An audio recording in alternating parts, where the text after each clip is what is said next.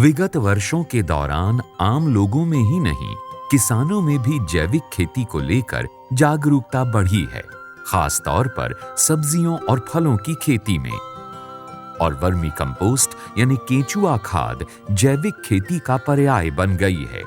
गोबर की जो उपयोगिता है, उसमें जो नाइट्रोजन की मात्रा है, उस नाइट्रोजन की मात्रा को और बढ़ाया कैसे जाए, उसको बदलने का तरीका ये जैविक खाद यानी वर्मी कंपोस्ट के रूप में होता है। वर्मी कंपोस्ट से गोबर के मुकाबले उत्पादन भी अधिक होता है और जैविक खेती के फल सब्जियों का दाम भी अच्छा मिलता है। जैसे सब्जी हो गया, फूल गोभी, बंदा गोभी, बैंगन, टमाटर, मिर्चा, ज़मीन के ऊपर में, ज़मीन के नीचे जो हो गया आलू, शकरकंद या भी जितने तरह के फसल होते हैं, उस सब फसलों के लिए अलग अलग मात्रा है। अब तो अनेक किसान भी धान और गेहूं जैसी मुख्य पैदावार में भी वर्मी कंपोस्ट यानी जैविक खाद का प्रयोग करने लगे हैं। ऐसे में वर्मी कंपोस्ट तैयार करना भी अपने आप में आजीविका यानी आमदनी का माध्यम बन सकता है। वर्मी कंपोस्ट कई एक प्रकार के लोग बनाते हैं, ओपन बेड, टंकी वाइज बेड या फिर गड्ढा करके। तो वो किसान भाइयों को उसमें अच्छा मुनाफा होगा और उसके लिए उसको ज़्यादा लागत नहीं लगेगा।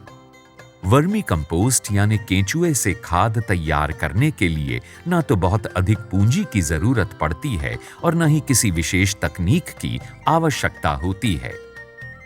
केंचुए की खाद तैयार करने के लिए 20 फुट लंबी, 10 फुट चौड़ी और 2 फीट गहरी टंकी बनाई जाती है तथा सतह यानी जमीन की ईंट और बालू से सोलिंग की जाती है।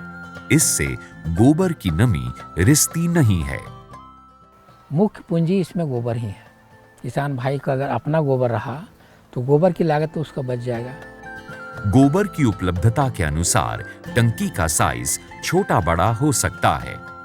अगर कोई भी किसान भाई अपना यूज़ के लिए खेती में डालने के लिए वर्मी कंपोस्ट का निर्माण करे, खाली ज़मीन में टुकड़ा ईंटा का वो सोलिंग करे, उसकी लंबाई अपना गोबर के अनुसार, जिसका जितना गोबर है उसके अनुसार वो चौड़ाई कर ले। इतनी बड़ी टंकी में 2 ट्रैक्टर यानी लगभग 5 टन कच्चा गोबर डाला जाता है। 5 मेट्रिक टन में आपका वर्मी कंपोस्ट बन करके 1200 से 1500 किलो तक तैयार हो जाएगा। फिर इसमें लगभग 5000 वर्म यानी केंचुए डालकर ऊपर से पुआल या हरी टहनियों से इसे ढक दिया जाता है। वर्मी कंपोस्ट के जो केंचुए की लंबाई होती है वो 2 से 2.5 इंच से ज़्यादा नहीं होता है और इसकी औसत आयु मात्र 1 साल है। ये हाइब्रिड केंचुआ इसको बोलते हैं। इसकी प्रजनन दर की मात्रा बहुत ज़्यादा है और ये अस्थायी रूप से एक जगह रहता है। धूप से गोबर सूख जाता है और केंचुए उसे खा नहीं पाते। ये केंचुआ ऊपरी सतह में रहेगा, गोबर के ऊपरी सतह में, और वो गोबर को खाते खाते नीचे जाता है। टंकी में समय समय पर पानी का भी छिड़काव करते रहना चाहिए ताकि गोबर की नमी बनी रहे। लगभग 60 से 70 दिनों में गोबर की ऊपरी सतह खाद बन जाती है। उसे सावधानी से हटा लिया जाता है। केंचुए नीचे चले जाते हैं। केंचुआ को छोड़ने के बाद वो खाते जाएगा। हम लोग हार्वेस्ट करते जाते हैं, किसान भाई उसको निकासी करते जाते हैं। 1 महीने के बाद निकासी कीजिएगा तो आपको 2 से 2.5 इंच का सतह आपको मिलेगा। इस तरह लगभग 90 दिन में 2 फीट गहराई का गोबर पूरी तरह से जैविक खाद बन जाता है। निचली सतह को छोड़ समूची खाद निकाल ली जाती है। निचला सतह जब बच जाता है उसको मदर बेड बोलते हैं। मदर बेड कहने का मतलब है कि लास्ट लेयर है आपका केंचुआ हाउस में सुरक्षित है। केंचुए नीचे होते हैं जिन्हें दोबारा इस्तेमाल किया जा सकता है। दोबारा इस्तेमाल करने के लिए पहले केंचुओं को टंकी से बाहर निकाला जाता है, फिर टंकी में गोबर को डालकर केंचुओं को उसके ऊपर डालते हैं। केंचुआ हमेशा वर्मी कंपोस्ट के बेड के ऊपर में ही रहता है, चाहे वो टंकी बनाइए, आप ओपन बेड बनाइए या फिर गड्ढा करके बनाइए।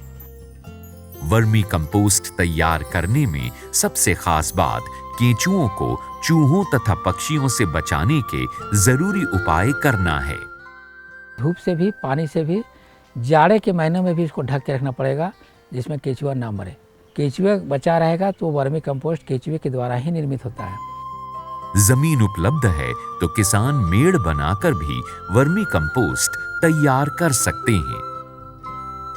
तैयार वर्मी कंपोस्ट यानी केंचुए की खाद को किसान स्वयं भी उपयोग कर सकते हैं और पैकेट बनाकर उसे बाजार में भी बेच सकते हैं।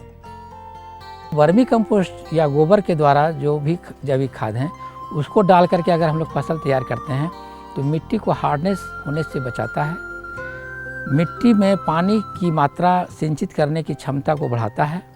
वर्मी कंपोस्ट यानी जैविक खाद तैयार करना कम लागत और अधिक आमदनी।